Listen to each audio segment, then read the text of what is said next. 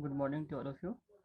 Myself Suraj Kumar Soni, and this is the part number second of chapter metal and non-metal of class 10th science. Okay, in the last video we have discussed about the property of metals, property of non-metal, and some chemical reaction of the metals. So first of all, you have to watch that video so you can understand very well of this video, because this is the basic property of described by me in that video.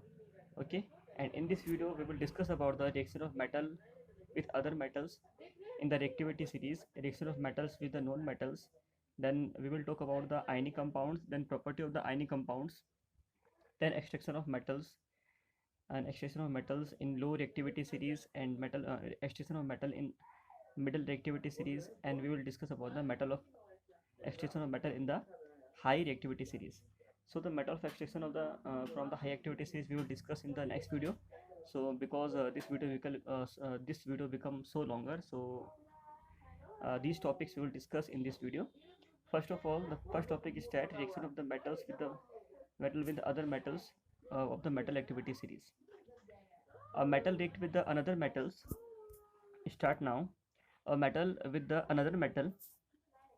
A metal react with the another metal is and displace them from their solution. This is known as a displacement reaction.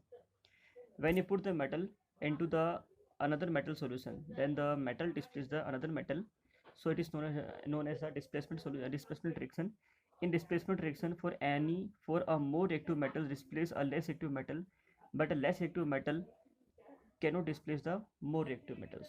For example, if you take the zinc and put the zinc into the copper sulfate solution, so zinc is more reactive than copper, so zinc displaces the copper and form the zinc sulfate. But if you took the copper and put into the zinc sulfate solution, but copper is low reactive, so copper will not displace the zinc and the reaction will not happen.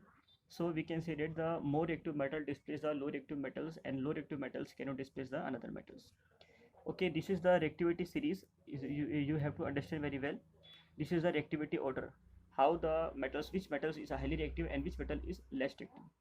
First we are going to start from top to bottom. Potassium is highly reactive, then sodium, calcium, magnesium, aluminium, carbon, then zinc, iron, tin, lead, and copper.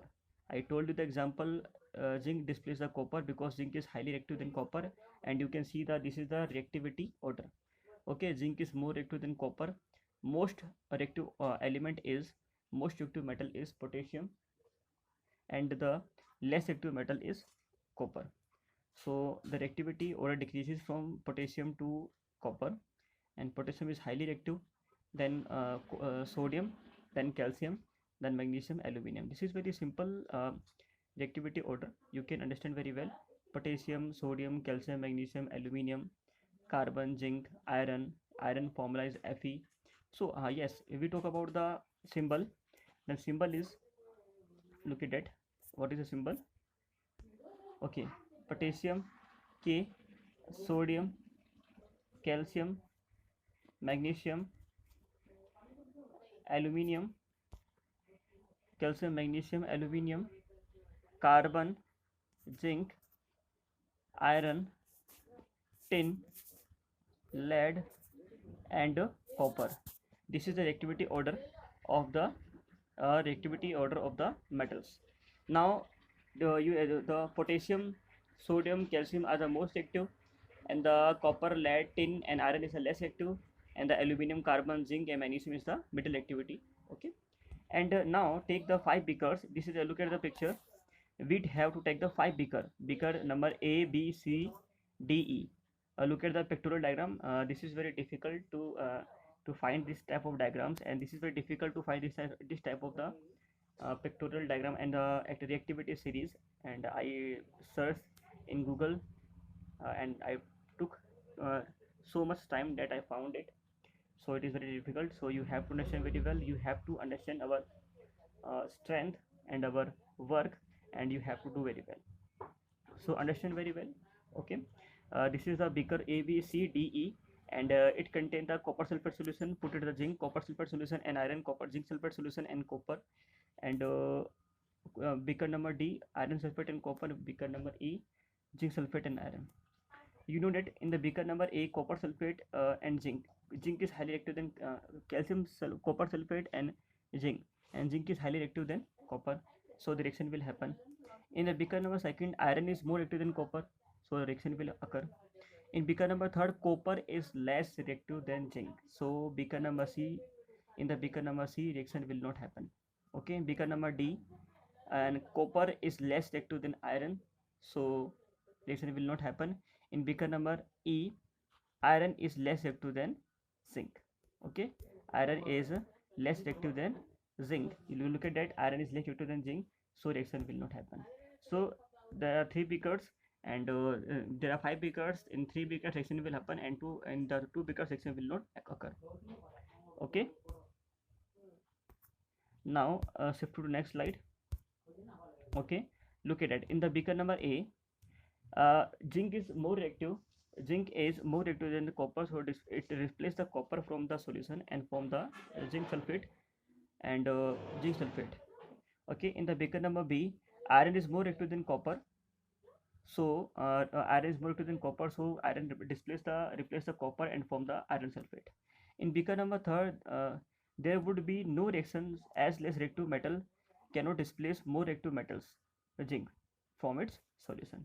In beaker number D, there would be no reaction as less reactive metal copper cannot displace the more reactive metal iron from its solution.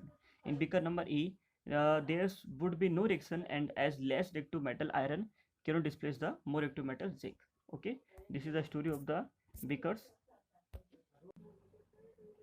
Okay, in the beaker number 5, there is no reaction because low reactive metal cannot displace the high reactive metals.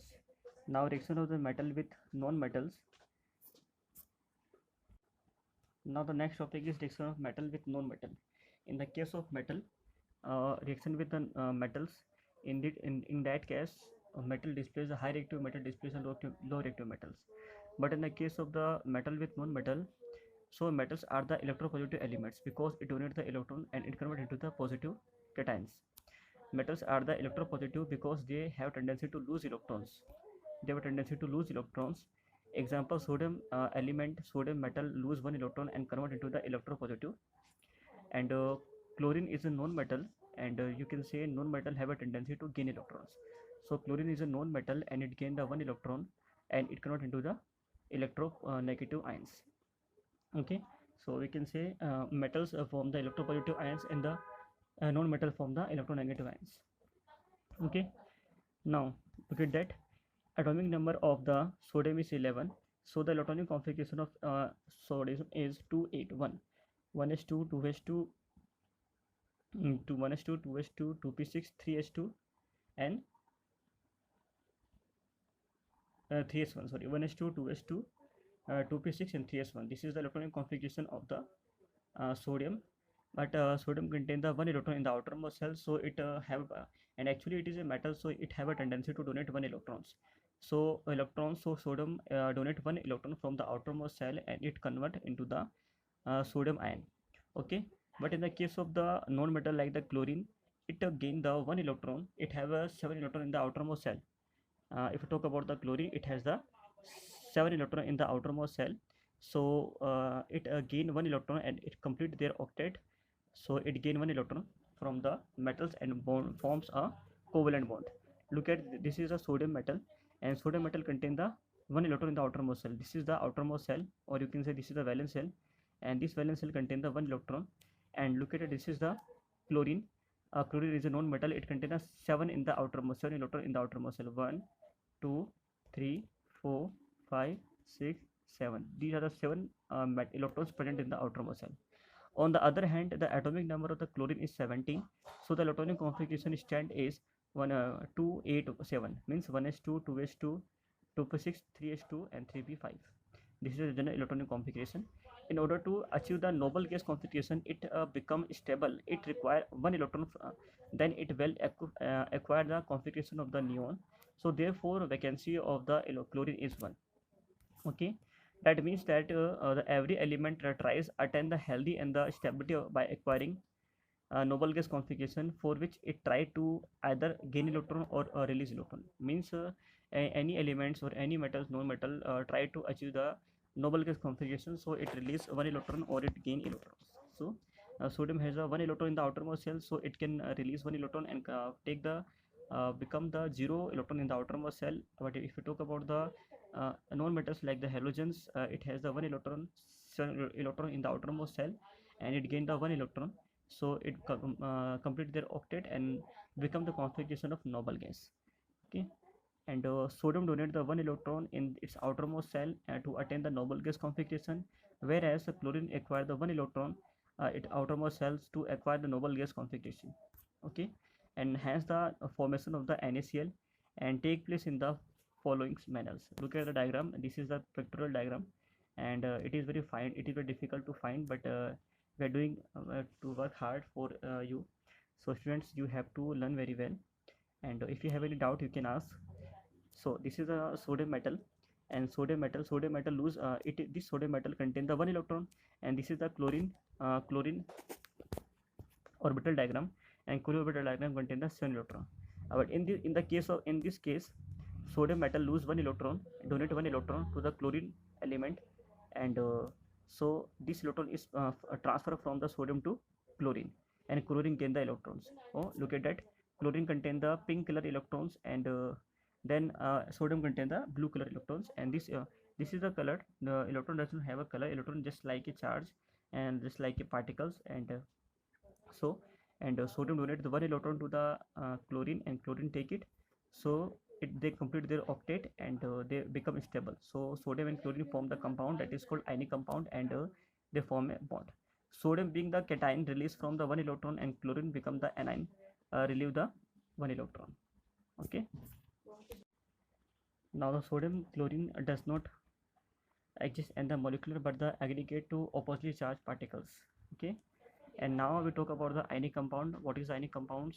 When any elements, we know that two type of compounds are there: covalent compound and the ionic compound. The covalent compound are those compound that form a covalent bond, and this bond is formed by the sharing of electron, but the ionic compound is formed by the transfer of electron.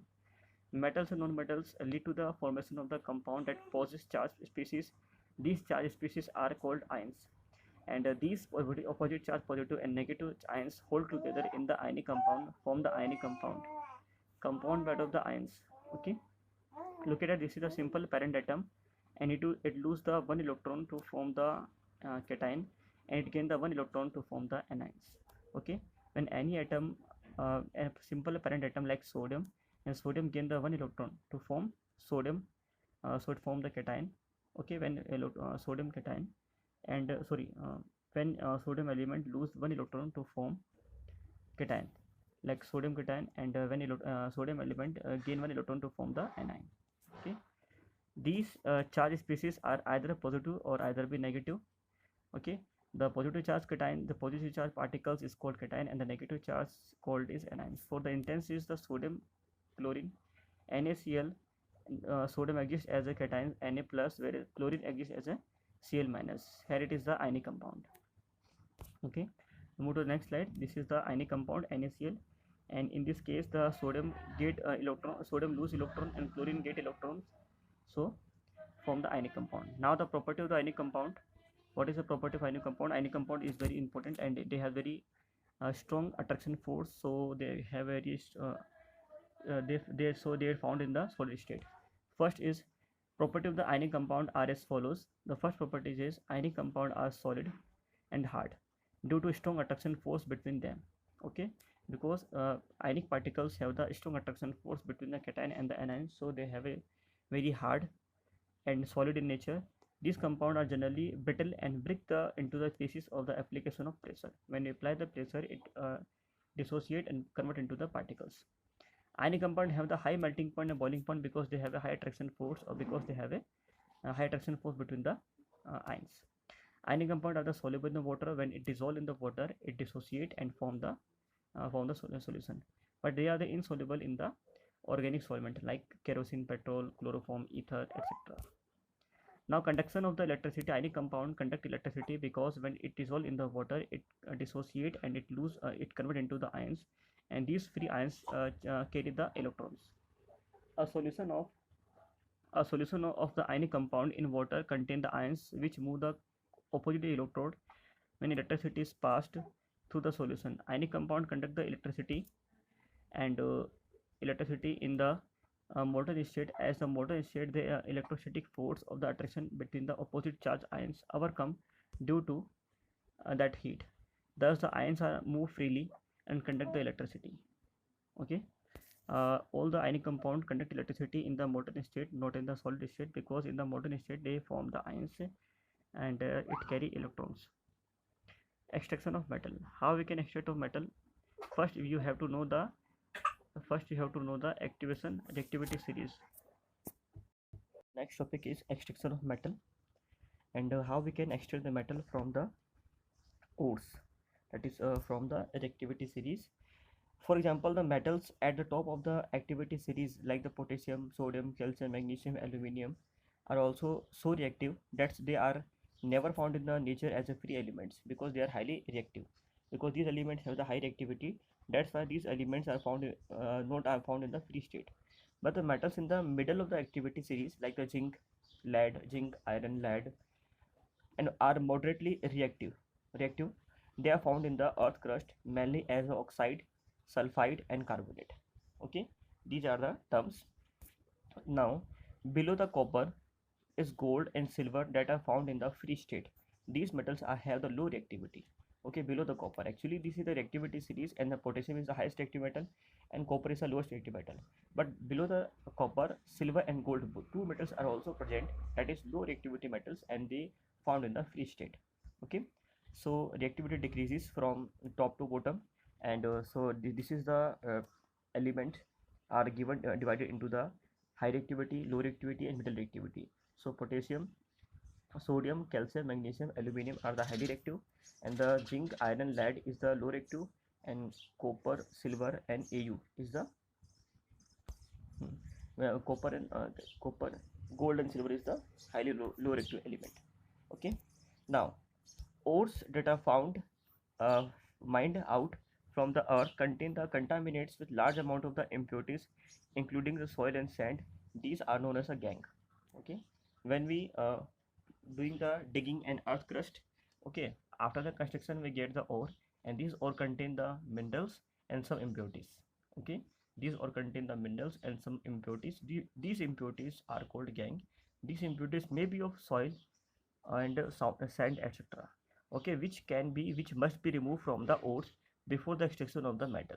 The process involved in the removing of the impurities, that is called gangue, from the ore is based on the alteration between the physical and the chemical property of the gangue and the ores. First of all, we have to find the ore, and this ore contain the so much amount of impurities like sand, soil, etc. So first of all, we have to remove these impurities, that is called concentration of ore. This process is called concentration. Concentration means we decrease the concentration of impurity, but increasing the concentration of the metals. Extraction of metal on the low activity series. Then we will discuss about the extraction of metal from the middle activity series. Then the next video we will discuss about the extraction of metal from the high activity series. These metals have the low reactivity series. The oxide of these metals can be reduced to metals by the heating alone. Okay, oxide of these metals can be reduced to metal means first of all we have to convert this metal into oxide, that is called metal oxide. Then metal oxide can be converted into the metal. For example, cinnabar is one of mercury, which is the exposure to first heat first convert into the mercury oxide. For example, mercury sulfide is the ore, because ore contain the impurities. This is not a mineral, or the ores are mineral, but or the minerals are not ore, or the minerals are not ore. Okay, so the mercury sulfide, first mercury sulfide convert into its their oxide, that is called mercury oxide, and further heating it convert into the mercury. Okay, look at that, this is the most important chemical reaction. You have to do this in your board exam, and the question will become, this is mercury sulfide, when you will heat it convert into the mercury oxide. The mercury oxide, when you will heat it convert into the mercury, that is the mercury, pure mercury. Another instance of the reduction of the copper sulfide to copper by the heating. Copper sulfide react with the oxygen. If you burn, we need the oxygen for the burning process. Combustion process, we need the oxygen. Okay, after burning of the copper sulfide convert into the copper oxide, then copper oxide convert into the copper. Now extraction of the metal. So by this method we can extract the metal from the low reactivity series. First you have to find the ore and convert into the metal oxide. then metal oxide is converted into the pure metal by the heating process. Extraction of the metal in the middle activity series.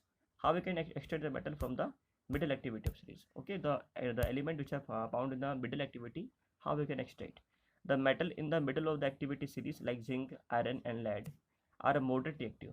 Okay, and they are found in the earth crust only in the form of oxide, sulfate, and carbonate. Okay, it is easy to extract metal from the oxide as compared to the sulfide and carbonate. Therefore, before extracting the metals from their respective ores, metal sulfide and the metal carbonate must be converted into the metal oxides. For intense sulfide and carbonate ores of zinc are heated to convert into the oxides. Okay, middle activities, these metals are highly reactive, and so they are some reactive. That's why they combine with the other elements and form the metal oxide, metal sulfide, and metal carbonates. So first we have to heat the metal sulfide and convert it into the metal oxide, the same process. Okay, his conversion of the sulfide ores into the oxides by the heating strongly in the presence of the excess air is known as the roasting process. Roasting means we heating the substance, we heating the sulfides or carbonate or in the presence of air, that is called roasting. Okay, and without oxygen we heat it, that is called calcination. The two processes is very important. Roasting means heating the metal uh, and with the presence of oxygen, it is called roasting. Heating the metal or metal oxide, metal sulfide in the absence of oxygen, it's called the calcination. This conversion our carbonate our into the oxides or heating strongly in limited air is presence of the suitable reducing agent such as carbon is known as the calcination. Okay, sometimes displacement reaction is also used to derive the metal from the ores. Highly reactive metals of the displace the low reactivity metal from their compound. For instance, manganese dioxide is heated with the aluminum powder. Okay, manganese dioxide heated with the aluminum powder, it's pure manganese. Okay, so this is the process by which we can extract the metal from the low activity series and middle activity series. So we have finished this video, and the question, it is your homework. Question number first, how the metal react with the other metal. Question number second, explain the reactivity series. What is reactivity series? You have to write all the element in the reactivity order. Question number third, how the metal react with the non-metal. Question number 4, what is the ID compound and how it is formed? Question number 5, how the metal can extract from the low reactivity series. Question number 6, how the metal can extract from the middle activity series. Okay, this is the questions, and you have to do in your notebook, and we will check it after school your reopen. So you have to do it. Okay, it is compulsory for you. And thank you so much for watching this video. If you are unable to understand, watch this video again and again, so for the better understanding, and you have to solve this question in your notebook. Okay, and thank you so much. Bye bye.